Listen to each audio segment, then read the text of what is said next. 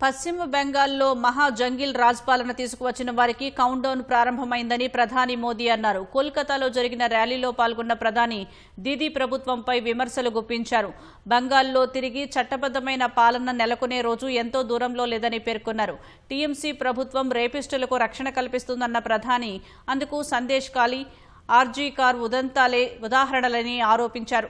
అక్రమ వలసలతో సతమతమవుతున్న బంగాల్ యువత ఉపాధి కోల్పోతున్నారని దుయ్యబట్టారు. ర్యాలీకి ముందు కోల్కతాలో 18,680 కోట్ల రూపాయల విలువైన ప్రాజెక్టులకు ప్రధాని మోదీ శంకుస్థాపన, ప్రారంభోత్సవాలు చేశారు. ఖరగ్పూర్ మోరేగ్రామ్ ఎకనామిక్ కారిడార్కు అనుసంధానంగా 231 కిలోమీటర్ల 4 వరుసల రహదారి నిర్మాణానికి శ్రీకారం చుట్టారు. ఓడరేవు సహా పలు రైల్వే అభివృద్ధి ప్రాజెక్టులకు ప్రధాని మోదీ శంకుస్థాపన చేశారు. పశ్చిమ బంగాల్ నుంచి దేశ అభివృద్ధిలో ఒక కొత్త అధ్యాయం లిఖించినట్లు ప్రధాని మోదీ తెలిపారు.